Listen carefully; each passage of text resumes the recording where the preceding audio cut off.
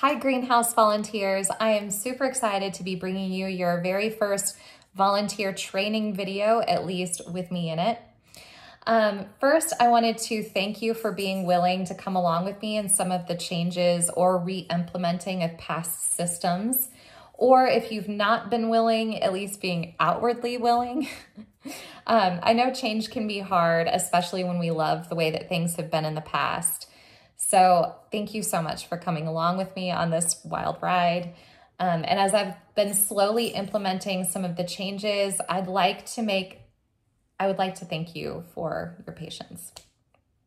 That being said, as our liturgy continually says, the liturgy is the work of people, and Vox is intended to be a non-hierarchy.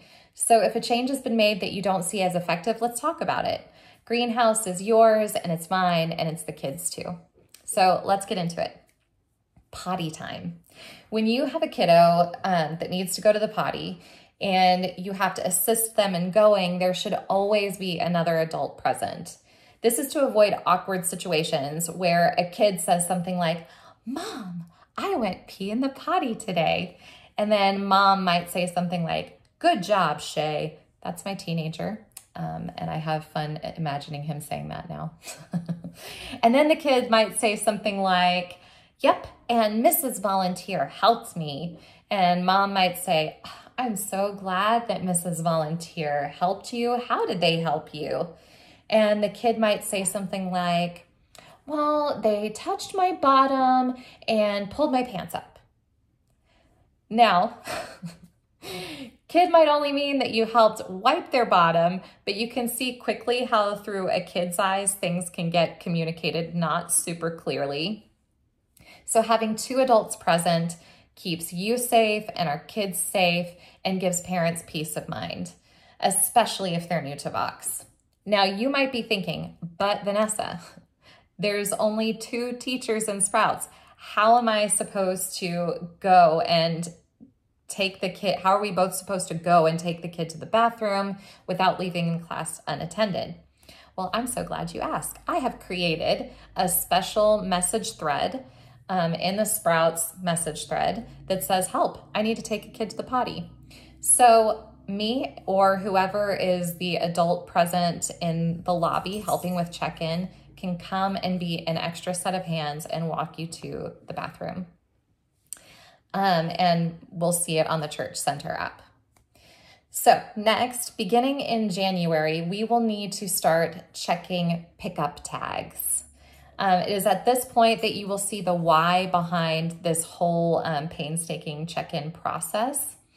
Now, the reason that this has been slow is that I wanted to take things slow and allow it to feel a little more organic, perhaps a bit too slow, but here we are.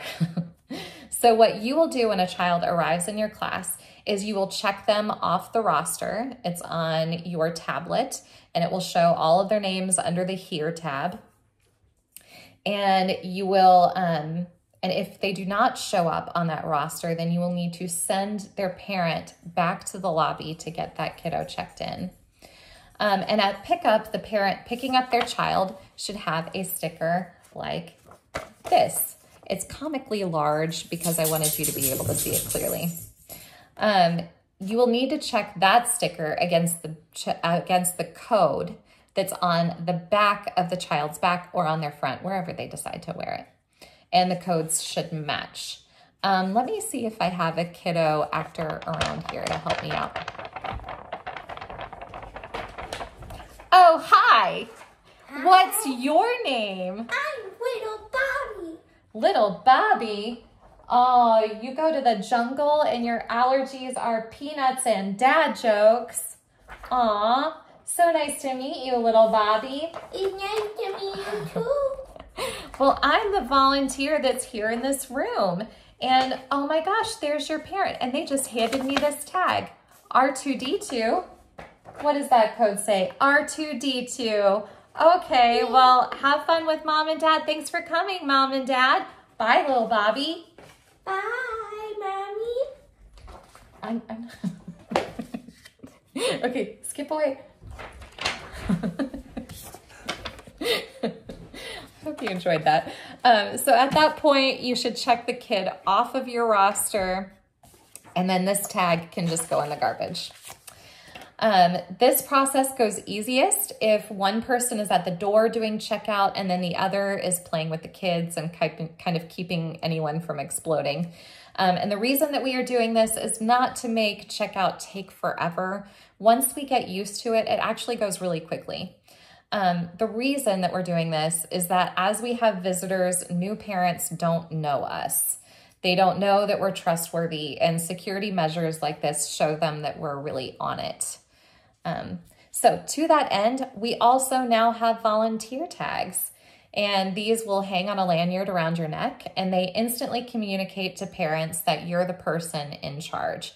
So if I'm a new parent and I walk into Sprouts and I see like 4 adults and 2 of them are just parents who are having a hard time like detaching from the kid, then I would see, oh, this person is wearing a volunteer tag. They're the person I'm going to hand my kid to.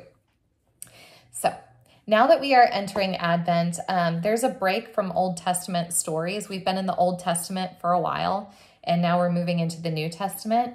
However, you may have noticed that Old Testament stories we covered introduced some subjects that are uncomfortable to discuss with children.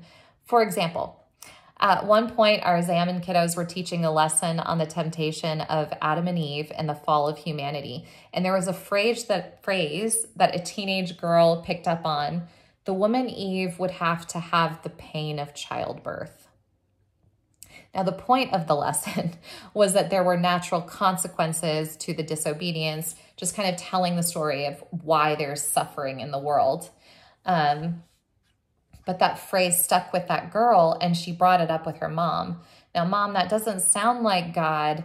I knew that that was always there, but now I'm wondering why the Bible would say that God did that to her. And you might have also noticed that some of the stories gloss over things that are super unpleasant, such as the Egyptian soldiers and their horses all getting drowned thanks to God closing the river over them when they chased the Israelites, or David beheading Goliath, or God killing the firstborn child of the Egyptians to convince Pharaoh to let them go. All of these are in the Bible, and it's not pretty, you know? And as your child picks up on the Bible and maybe reads some of these stories on their own or hears details from their friends, my kid is one that is like, oh yeah, David beheaded Goliath. That happened.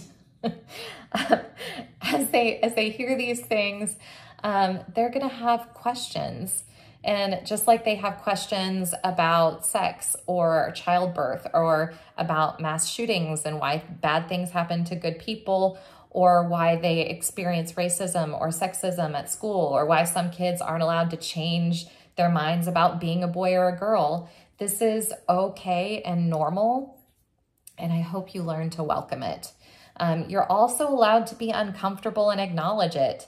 There have been times when I've told both of my kids, this question is a good question. I promise I will answer it, but I need a minute to think so I can answer it my best. Or even, that's a really good question. I can answer it partly now, but some of the answer you're not ready for yet. Have I said that to you before? Don't be little Bobby, just be Rory. Okay. All right, little Bobby, thanks.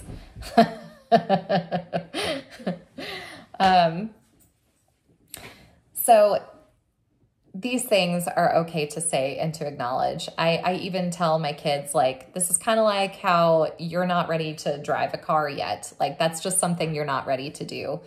So some stuff I have to teach you about when you're older, and we'll get there, I promise. So I hope that's helpful as you navigate like difficult questions and curriculum and like thinking through, oh my gosh, how do I explain this to kids? How do I explain complex things and why the Bible tells the story? Or we're going into Advent even, and it talks about how Mary gave birth to a baby. And that is a sticky story to talk about with children.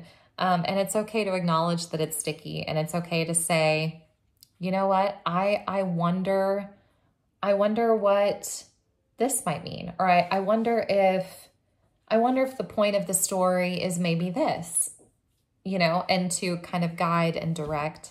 Those are just some thoughts. So As always, you can always ask me about things. You can always ask my opinion. You can call me in. You can say, why don't you ask Mrs. Vanessa? Or why don't you ask your parents?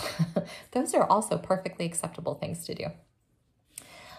So anyway, thank you for coming to this training video. I hope you enjoyed it. I hope you enjoyed my child actor and little Bobby. And I'll see you around.